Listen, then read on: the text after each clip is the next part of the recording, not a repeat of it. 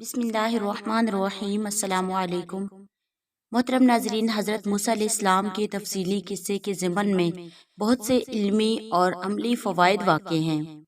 حضرت موسیٰ علیہ السلام کی پیدائش کا قصہ اور حضرت موسیٰ علیہ السلام کو اللہ رب العزت کے حکم سے ان کی والدہ نے دریا میں ڈال دیا اور اللہ رب العزت نے ان کی تربیت، ان کی پرورش اور ان کی مدد کا سامان اپنے دشمن کے گھر کیسے فرمایا، جانیے واقعہ مفصل میں۔ حضرت ابن عباس رضی اللہ تعالیٰ عنہ نے فرمایا کہ ایک روز فرعون اور اس کے ہمنشینوں میں اس بات کا ذکر آیا کہ اللہ تعالیٰ نے حضرت ابراہیم علیہ السلام سے وعدہ فرمایا ہے کہ ان کی ذریت میں انبیاء اور بادشاہ پیدا فرما دیں گے۔ بعض شرکاء مجلس نے کہا کہ ہاں، بنی اسرائیل تو اس کی منتظر ہیں، جس میں ان کو ذرا شک نہیں کہ ان کے اندر کوئی نبی رسول پیدا ہوگا، اور پہلے ان لوگوں کا خیال تھا کہ وہ نبی یوسف علیہ السلام یعنی یوسف بن یعقوب علیہ السلام ہوں گے۔ جب ان کی وفات ہو گئی تو کہنے لگے کہ ابراہیم علیہ السلام سے جو وعدہ کیا گیا تھا یہ اس کی مصداق نہیں، کوئی اور نبی اور رسول پیدا ہوگا جو اس وعدہ کو پورا کرے گا۔ فرعون نے یہ سنا تو اس کو فکر لاحق ہو گئی کہ اگر بنی اسرائیل میں جن کو اس نے غلام بنا رکھا تھا کوئی نبی رسول پیدا ہو گیا تو وہ ان کو مجھ سے آزاد کرائے گا۔ اس لیے حاضرین مجلس سے دریافت کیا کہ اس آفت سے بچنے کا کیا راستہ ہے۔ یہ لوگ آپس میں مشورے کرتے رہے اور انجام کا سبب یہ بنا، اس پر متفق ہو گئے کہ بنی اسرائیل میں جو لڑکا پیدا ہو اس کو ذبح کر دیا جائے۔ اس لیے ایسے سپاہی مقرر کر دیے گئے جن کے ہاتھوں میں چھریاں تھیں اور وہ بنی اسرائیل کے ایک ایک گھر میں جا کر دیکھتے تھے، جہاں کوئی لڑکا نظر آیا اس کو ذبح کر دیا۔ کچھ عرصہ یہ سلسلہ جاری رہنے کے بعد ان کو یہ ہوش آیا کہ اگر ہماری سب خدمتیں اور محنت مشقت کے کام تو بنی اسرائیل ہی انجام دیتے ہیں، اگر یہ سلسلہ قتل کا جاری رہا تو ان کے بوڑھے تو اپنی موت مر جائیں گے اور بچے ذبح ہوتے رہیں گے، تو آئندہ بنی اسرائیل میں کوئی مرد نہ رہے گا جو ہماری خدمتیں انجام دے۔ نتیجہ یہ ہوگا کہ سارے مشقت کے کام ہمیں خود ہی کرنا پڑیں گے۔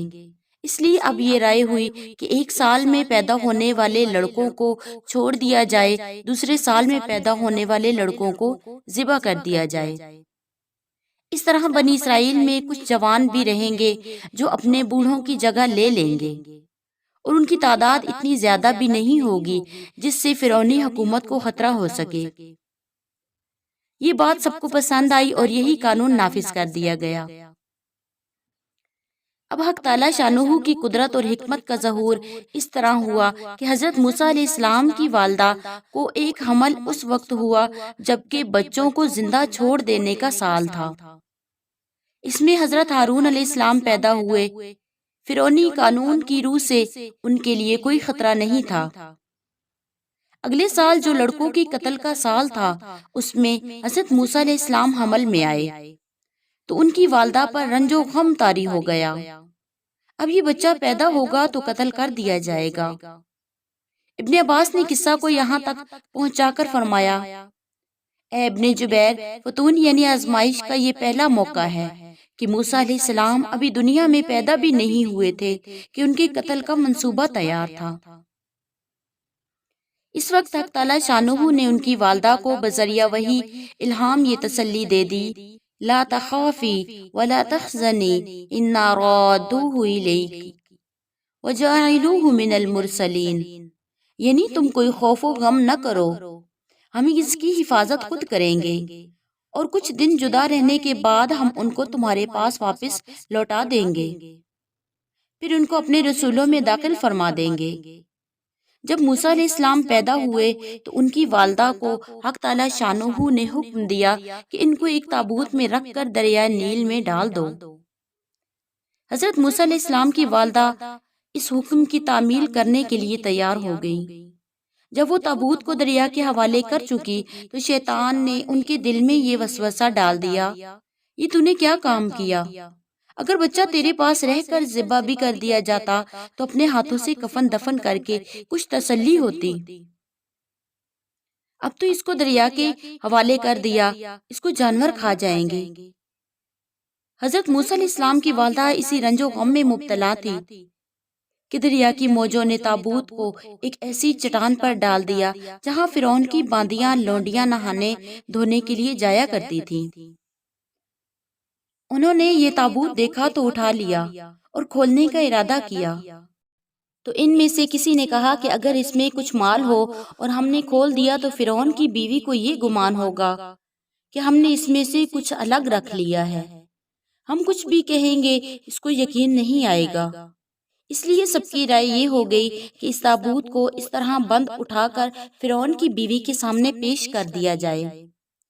فرعون کی بیوی نے تابوت کھولا تو اس میں ایک ایسا لڑکا دیکھا جس کو دیکھتے ہی اس کے دل میں اس سے اتنی محبت ہو گئی کہ اس سے پہلے کسی بچے سے نہیں ہوئی تھی، جو در حقیقت حق تعالی شانہ کے اس ارشاد کا ظہور تھا، وَأَلْقَيْتُ عَلَيْكَ مَحَبَّةً مِّنِّي۔ دوسری طرف حضرت موسیٰ علیہ السلام کی والدہ بوسوسہ شیطانی اللہ تعالیٰ کے اس وعدہ کو بھول گئی اور حالت یہ ہو گئی وَأَصْبَحَ فُؤَادُ أُمِّ مُوسَىٰ فَارِغًا، یعنی حضرت موسیٰ علیہ السلام کی والدہ کا دل ہر خوشی اور ہر خیال سے خالی ہو گیا، صرف موسیٰ علیہ السلام کی فکر غالب آ گئی۔ ادھر جب لڑکوں کے قتل پر مامور پولیس والوں کو فرعون کے گھر میں ایک لڑکا آ جانے کی خبر ملی تو وہ چھریاں لے کر فرعون کی بیوی کے پاس پہنچ گئے کہ یہ لڑکا ہمیں دے دو۔ اب آزمائش کا دوسرا دور شروع ہوا۔ فرعون کی بیوی نے ان لشکر والوں کو جواب دیا کہ ابھی ٹھہرو، صرف ایک لڑکے سے تو بنی اسرائیل کی قوت نہیں بڑھ جائے گی، میں فرعون کے پاس جاتی ہوں، اس بچہ کی جان بخشواتی ہوں، اگر فرعون نے اس کو بخش دیا تو یہ بہتر ہوگا، ورنہ تمہارے معاملے میں دخل نہ دوں گی، یہ بچہ تمہارے حوالہ کر دوں گی۔ یہ کہہ کر وہ فرعون کے پاس گئی اور کہا کہ یہ بچہ میری اور تمہاری آنکھوں کی ٹھنڈک ہے۔ فرعون نے کہا ہاں، تمہاری آنکھوں کی ٹھنڈک ہونا تو معلوم ہوتا ہے، مگر مجھے اس کی کوئی ضرورت نہیں۔ اس کے بعد ابن عباس نے فرمایا، رسول اللہ صلی اللہ علیہ وآلہ وسلم نے ارشاد فرمایا، قسم ہے اس ذات کی جس کی قسم کھائی جا سکتی ہے، اگر فرعون اس وقت بیوی کی طرح اپنے لیے بھی موسیٰ علیہ السلام کے قرۃ العین یعنی آنکھوں کی ٹھنڈک ہونے کا اقرار کر لیتا تو اللہ تعالیٰ اس کو بھی ہدایت دے دیتے، جیسا کہ اس کی بیوی کو ہدایت اور ایمان عطا فرما دیا۔ بہرحال بیوی کے کہنے پر فرعون نے اس لڑکے کو قتل سے آزاد کر دیا۔ اب فرعون کی بیوی نے اس کو دودھ پلانے کے لیے اپنے آس پاس کی عورتوں کو بلایا۔ سب نے چاہا کہ موسیٰ علیہ السلام کو دودھ پلانے کی خدمت انجام دیں، مگر موسیٰ علیہ السلام کو کسی کی چھاتی نہ لگتی۔ اب فرعون کی بیوی کو یہ فکر ہو گئی کہ جب کسی کا دودھ نہیں لیتے تو زندہ یہ کیسے رہیں گے، اس لیے اپنی کنیزوں کی سپرد کیا کہ اس کو بازار اور لوگوں کے مجمع میں لے جائیں، شاید کسی عورت کا دودھ قبول کر لیں۔ اس طرف موسیٰ علیہ السلام کی والدہ نے بے چین ہو کر اپنی بیٹی کو کہا، ذرا باہر جا کر تلاش کرو اور لوگوں سے دریافت کرو اس تابوت اور بچہ کا کیا انجام ہوا، وہ زندہ ہے یا دریائے جانوروں کی خوراک بن چکا ہے۔ اس وقت ان کو اللہ تعالیٰ کا وہ وعدہ یاد نہیں آیا تھا جو حالت حمل میں ان سے حضرت موسیٰ علیہ السلام کی حفاظت اور چند روزہ مفارقت کے بعد واپسی کا کیا گیا تھا۔ حضرت موسیٰ علیہ السلام کی بہن باہر نکلی تو قدرت حق کا یہ کرشمہ دیکھا کہ فرعون کی کنیزیں اس بچے کو لیے ہوئے دودھ پلانے والی عورت کی تلاش میں ہیں۔ جب انہوں نے یہ ماجرا دیکھا کہ یہ بچہ کسی عورت کا دودھ نہیں لیتا اور یہ کنیزیں پریشان ہیں تو ان سے کہا، میں تمہیں ایک ایسے گھرانے کا پتہ دیتی ہوں جہاں مجھے امید ہے یہ ان کا دودھ ضرور پی لے گا اور وہ اس کو خیر خواہی اور محبت کے ساتھ پالیں گی۔ یہ سن کر ان کنیزوں نے ان کو اس شبہ میں پکڑ لیا کہ یہ عورت شاید اس بچے کی ماں ہے یا کوئی عزیز خاص ہے، جو وثوق کے ساتھ یہ کہہ رہی ہے کہ وہ گھر والے اس کے خیر خواہ اور ہمدرد ہیں۔ اس وقت یہ بہن بھی پریشان ہو گئی۔ ابن عباس رضی اللہ تعالیٰ عنہ فرماتے ہیں کہ یہ تیسری آزمائش ہے۔ اس وقت موسیٰ علیہ السلام کی بہن کے بات بنائی اور کہا کہ میری مراد اس گھر والوں کی ہمدرد خیرخواہ ہونے سے یہ تھی کہ فرعونی دربار تک ان کی رسائی ہوگی، اس سے ان کو منافع پہنچنے کی امید ہوگی، اس لیے وہ اس بچے کی محبت و ہمدردی میں کسر نہ کریں گی۔ یہ سن کر کنیزوں نے ان کو چھوڑ دیا۔ یہ واپس اپنے گھر پہنچی اور موسیٰ علیہ السلام کی والدہ کو واقعہ کی خبر دی۔ وہ ان کے ساتھ اس جگہ پہنچی جہاں یہ کنیزیں جمع تھیں۔ کنیزوں کے کہنے سے انہوں نے بچے کو گود میں لے لیا۔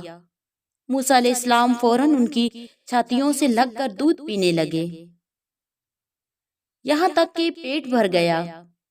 یہ خوشخبری فرعون کی بیوی کو پہنچی کہ اس بچے کے لیے دودھ پلانے والی مل گئی ہے۔ فرعون کی بیوی نے موسیٰ علیہ السلام کی والدہ کو بلوایا۔ انہوں نے آ کر حالات دیکھے اور یہ محسوس کیا کہ فرعون کی بیوی میری حاجت و ضرورت محسوس کر رہی ہے، تو ذرا خودداری سے کام لیا۔ اہلیہ فرعون نے کہا، آپ یہاں رہ کر اس بچے کو دودھ پلائیں، کیونکہ مجھے اس بچے سے اتنی محبت ہے کہ میں اس کو اپنی نظروں سے غائب نہیں رکھ سکتی۔ موسیٰ علیہ السلام کی والدہ نے کہا، میں تو اپنے گھر کو چھوڑ کر یہاں نہیں رہ سکتی نا، کیونکہ میری گود میں خود ایک بچہ ہے جس کو دودھ پلاتی ہوں، اس کو کیسے چھوڑوں؟ ہاں، اگر اس بات پر آپ راضی ہو جاتی ہیں کہ بچہ میرے سپرد کرے، میں اپنے گھر رکھ کر اس کو دودھ پلاؤں گی اور یہ وعدہ کرتی ہوں کہ اس بچہ کی خبر گیری اور حفاظت میں ذرا کوتاہی نہ کروں گی۔ موسیٰ علیہ السلام کی والدہ کو اس وقت اللہ رب العزت کا وہ وعدہ بھی یاد آ گیا جس میں اللہ پاک نے فرمایا کہ چند روز کی جدائی کے بعد ہم ان کو تمہارے پاس واپس لوٹا دیں گے۔ اس لیے وہ اور بھی اپنی بات پر جم گئیں۔ اہلیہ فرعون نے مجبور ہو کر ان کی بات مان لی اور یہ اسی روز حضرت موسیٰ علیہ السلام کو لے کر اپنے گھر آ گئیں، اور اللہ تعالیٰ نے ان کی نشو و نما خاص طریقے پر فرمائی۔ جب موسیٰ علیہ السلام ذرا قوی ہو گئے تو اہلیہ فرعون نے ان کی والدہ سے کہا کہ یہ بچہ مجھے لا کر دکھاؤ، میں اس کے دیکھنے کے لیے بے چین ہوں۔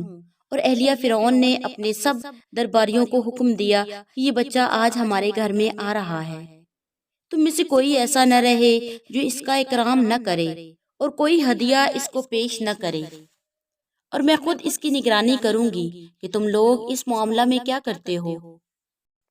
اس کا اثر یہ ہوا کہ جب موسیٰ علیہ السلام اپنی والدہ کے ساتھ گھر سے نکلے، اسی وقت سے ان پر تحفوں اور ہدایہ کی بارش ہونے لگی، یہاں تک کہ اہلیہ فرعون کے پاس پہنچے تو اس نے اپنے پاس سے خاص تحفے اور ہدیے الگ پیش کیے۔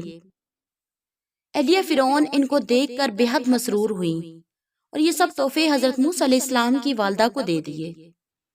اس کے بعد اہلیہ فرعون نے کہا، اب میں ان کو فرعون کے پاس لے جاتی ہوں، وہ ان کو انعامات تحفے دیں گے۔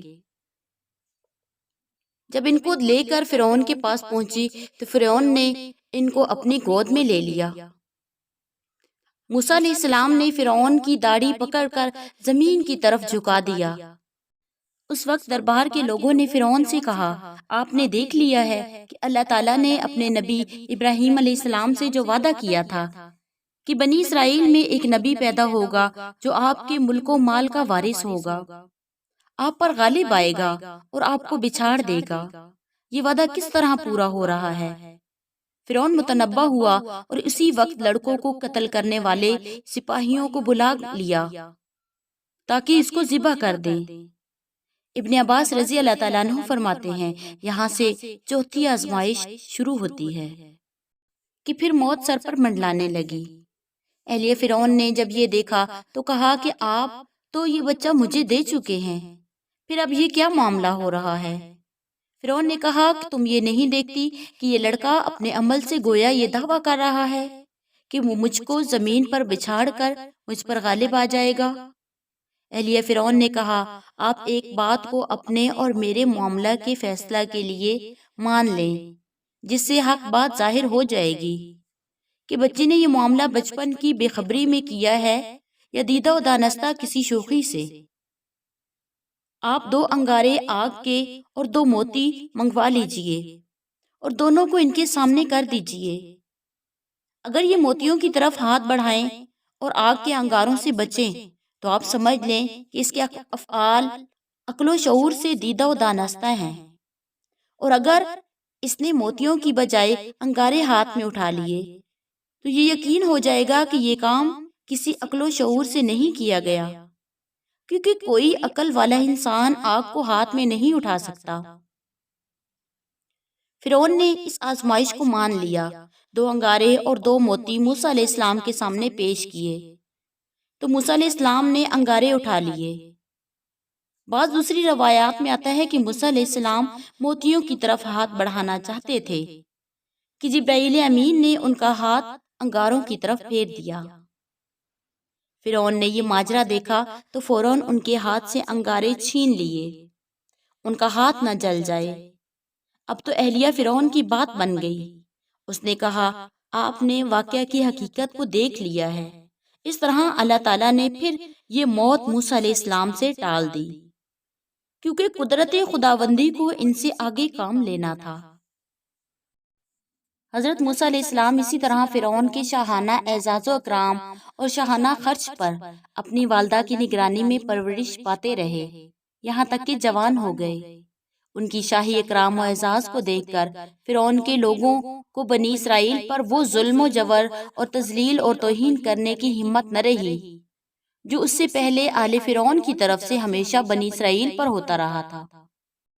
ایک دن موسیٰ علیہ السلام شہر کے کسی گوشہ میں چل رہے تھے تو دیکھا کہ 2 آدمی آپس میں لڑ رہے ہیں، جن میں سے ایک فرعونی ہے اور دوسرا اسرائیلی ہے۔ اسرائیلی نے موسیٰ علیہ السلام کو دیکھ کر امداد کے لیے پکارا۔ موسیٰ علیہ السلام کو فرعونی آدمی کی جسارت پر بہت غصہ آ گیا کہ اس نے شاہی دربار میں موسیٰ علیہ السلام کے اعزاز و اکرام کو جانتے ہوئے اسرائیلی کو ان کے سامنے پکڑ رکھا ہے، جبکہ وہ یہ بھی جانتا ہے کہ موسیٰ علیہ السلام اسرائیلیوں کی حفاظت کرتے ہیں، اور لوگوں کو تو صرف یہی معلوم تھا کہ ان کا تعلق اسرائیلی لوگوں سے صرف رضاعت اور دودھ پینے کی وجہ سے ہے۔ حضرت موسیٰ علیہ السلام کو ممکن ہے کہ اللہ تعالیٰ نے ان کی والدہ یا کسی اور ذریعہ سے یہ معلوم کرا دیا ہے کہ یہ اپنی دودھ پلانے والی عورت ہی کے بدن سے پیدا ہوئے اور اسرائیلی ہی ہیں۔ غرض موسیٰ علیہ السلام نے غصہ میں آ کر اس فرعونی کے ایک مکہ رسید کر دیا، جس کو وہ برداشت نہ کر سکا اور وہیں مر گیا۔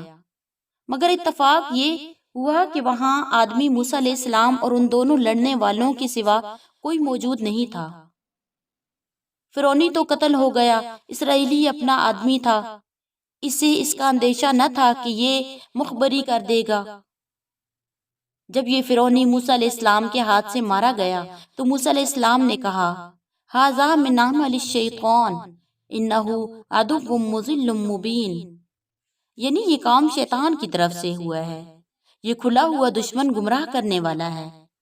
پھر اللہ تعالیٰ کی بارگاہ میں عرض کیا، ربی انی ظلمت نفسی فاغفر لی، فغفر لہ انہ هو الغفور الرحیم، یعنی اے میرے پروردگار، میں نے اپنے نفس پر ظلم کیا، یہ خطا قتل فرعونی کی مجھ سے سرزد ہو گئی، مجھے معاف فرما دیجئے۔ اللہ تعالیٰ نے معاف فرما دیا، کیونکہ وہی بہت معاف کرنے والا اور بہت رحمت کرنے والا ہے۔ موسیٰ علیہ السلام اس واقعے کے بعد خوف و ہراس کے عالم میں یہ خبر دریافت کرتے رہے کہ اس کے قتل پر آل فرعون کا رد عمل کیا ہوتا ہے، اور دربار فرعون تک یہ معاملہ پہنچا ہے یا نہیں۔ معلوم ہوا کہ معاملہ فرعون تک اس عنوان سے پہنچا کہ کسی اسرائیلی نے آل فرعون کے ایک آدمی کو قتل کر دیا، اس لیے اسرائیلیوں سے اس کا انتقام لیا جائے گا۔ اس معاملے میں ان کے ساتھ کوئی ڈھیل کا معاملہ نہ کیا جائے۔ فرعون نے حکم دیا کہ اس کے قاتل کو متعین کر کے ماہ شہادت کے پیش کرو، کیونکہ بادشاہ اگرچہ تمہارا ہی ہے مگر اس کے لیے یہ کسی طرح مناسب نہیں کہ بغیر شہادت اور ثبوت کے کسی سے قصاص لے لے۔ تم اس کے قاتل کو تلاش کرو اور ثبوت مہیا کرو، میں ضرور تمہارا انتقام بصورت قصاص اس سے لوں گا۔ آل فرعون کے لوگ یہ سن کر گلی کوچوں اور بازاروں میں گھومنے لگے کہ کہیں اس کے قتل کرنے والے کا سراغ مل جائے، مگر ان کو کوئی سراغ نہ مل سکا۔ اچانک یہ واقعہ پیش آیا کہ اگلے روز موسیٰ علیہ السلام گھر سے نکلے تو اسی اسرائیلی کو دیکھا کہ کسی دوسرے فرعونی شخص سے مقاتلہ کرنے میں لگا ہوا ہے، اور پھر اس اسرائیلی نے موسیٰ علیہ السلام کو مدد کے لیے پکارا، مگر موسیٰ علیہ السلام کل کے واقعہ پر ہی نادم ہو رہے تھے۔ اس پر ناراض ہوئے کہ خطا اسی سے معلوم ہوتی ہے، یہ جھگڑالو آدمی ہے اور لڑتا ہی رہتا ہے، مگر اس کے باوجود موسیٰ علیہ السلام نے ارادہ کیا کہ فرعونی شخص کو اس پر حملہ کرنے سے روکیں، لیکن اسرائیلی کو بھی بطور تنبیہ کے کہنے لگے، تو نے کل بھی جھگڑا کیا تھا، آج پھر لڑ رہا ہے، تو ہی ظالم ہے۔ اسرائیلی نے موسیٰ علیہ السلام کو دیکھا کہ وہ آج بھی اسی طرح غصے میں ہیں جیسا کہ کل تھے، تو اس کو موسیٰ علیہ السلام کے ان الفاظ سے یہ شبہ ہو گیا کہ آج مجھے ہی نہ قتل کر دیں، تو فوراً بول اٹھا کہ اے موسیٰ، کیا تم چاہتے ہو کہ مجھے قتل کر ڈالو جیسے کل تم نے ایک شخص کو قتل کیا تھا؟ یہ باتیں ہونے کے بعد یہ دونوں ایک دوسرے سے الگ ہو گئے، مگر فرعونی شخص نے آل فرعون کے ان لوگوں کو جو کل کے قاتل کو تلاش کر رہے تھے جا کر خبر دے دی کہ خود اسرائیلی نے موسیٰ علیہ السلام کو کہا ہے کہ تم نے کل ایک آدمی کو قتل کر دیا ہے۔ یہ خبر دربار فرعون تک جا پہنچی۔ فرعون نے اپنے سپاہی موسیٰ علیہ السلام کو قتل کرنے کے لیے بھیج دیے۔ یہ سپاہی جانتے تھے کہ وہ ہم سے بچ کر کہاں جائیں گے، اطمینان کے ساتھ شہر کی بڑی سڑک سے موسیٰ علیہ السلام کی تلاش میں نکلے۔ اسی طرف ایک شخص کو موسیٰ علیہ السلام کے متبعین میں سے جو شہر کے کسی بعید حصہ میں رہتا تھا، اس کی خبر لگ گئی کہ فرعونی سپاہی موسیٰ علیہ السلام کی تلاش میں بغرض قتل کے نکل چکے ہیں۔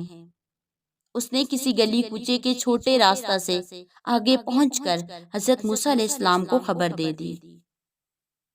یہاں پہنچ کر پھر ابن عباس رضی اللہ تعالیٰ عنہ نے فرمایا کہ یہاں سے 5ویں آزمائش شروع ہوتی ہے۔ واقعہ کو مزید جاننے کے لیے نیکسٹ پارٹ ملاحظہ فرمائیں۔ جزاک اللہ خیرہ، اللہ عالم۔